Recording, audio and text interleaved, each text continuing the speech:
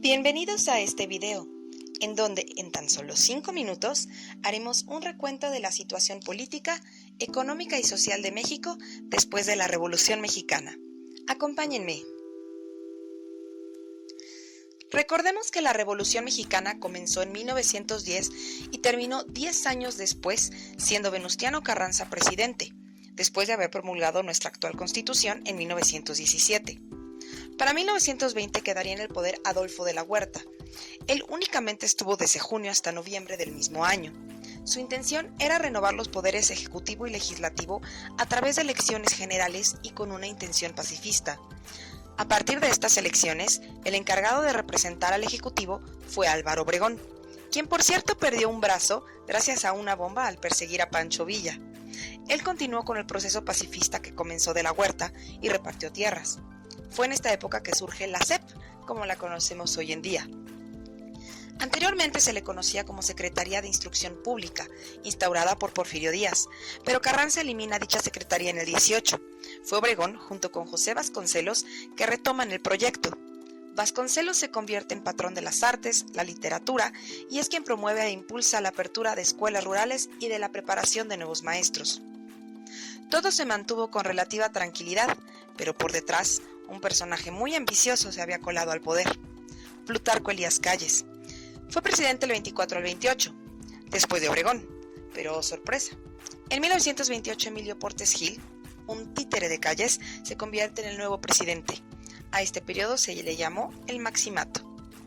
La figura central era Calles, a quien se le conocía como el poder detrás del trono.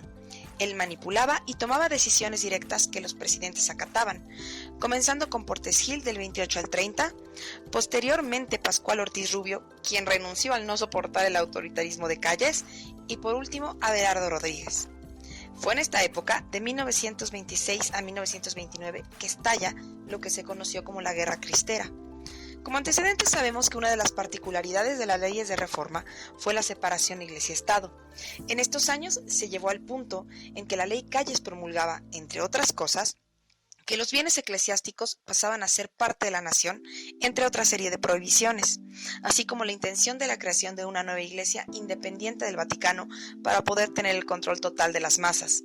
El pueblo mexicano, siempre fervoroso, se rebeló y muchos sacrificaron sus vidas por la defensa de su fe religiosa. Todos estos presidentes y figuras de autoridad que hemos mencionado han participado en un plan para levantar la economía del país, empezando por utilizar el ferrocarril como medio de transporte para mercancías y a su vez el aumento de la demanda de materia prima y productos que mejoró el comercio y por tanto la economía. La industrialización y la extracción del petróleo, así como la industria siderúrgica, fueron elementos clave para modernizar y estabilizar al país en estos tiempos de cambio.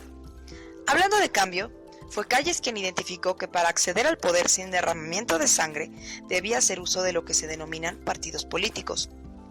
En realidad ya existían, pero no de manera formal. Existe, desde el siglo XIX, la división entre liberales y conservadores.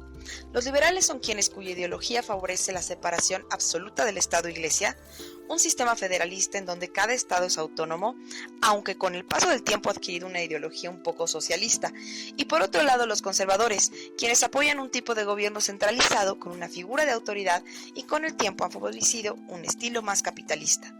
Actualmente los partidos políticos más fuertes son el Partido Centralista PRI, Partido Revolucionario Institucional, quienes comenzaron como Partido Nacional Revolucionario PNR, de derecha o con tendencia conservadora el Partido Acción Nacional PAN, y Morena, Movimiento Regeneración Nacional, de izquierda, dejando a un lado al PRD.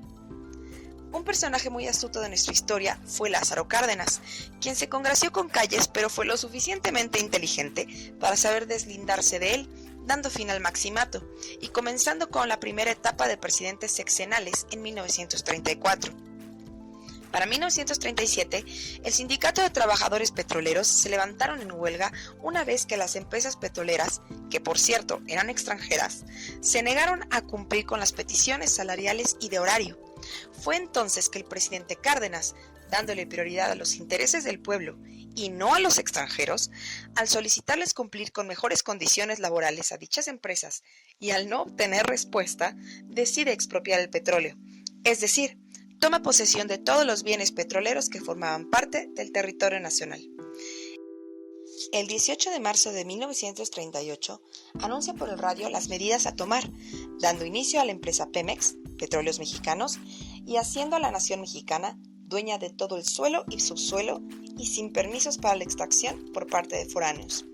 Dicho movimiento le costó mucho a la nación a nivel económico, lo cual se vio reflejado durante muchas décadas a posteriori. Poco a poco se fue logrando una vida estable, hasta que estalla la Segunda Guerra Mundial en 1939. México, cuyo presidente era en ese entonces Manuel Ávila Camacho, decide ser neutral, hasta que en 1942 son destruidos 2 buques petroleros mexicanos por parte de un submarino alemán. Decide México unirse al grupo de los aliados, la Unión Soviética, Francia, el Reino Unido y recientemente Estados Unidos, y apoyar contra el eje, Alemania, Japón e Italia. Lo hizo de 2 formas. Envió a los mejores pilotos del ejército a entrenarse a Estados Unidos para conformar lo que se le denominó el Escuadrón 201, quienes acabaron, por cierto, con más de 30,000 soldados japoneses, y por otra parte se apoyó con el envío de materia prima bélica a Estados Unidos. En solo unos 100 años después de la independencia, México ha pasado por incontables guerras, invasiones, cambios políticos, luchas de poder, estabilización social y económica para poder formar parte, al fin, de una comunidad internacional y tener voz y voto internamente como alrededor del globo. Espero hayas disfrutado esta breve explicación. Muchas gracias y hasta la próxima.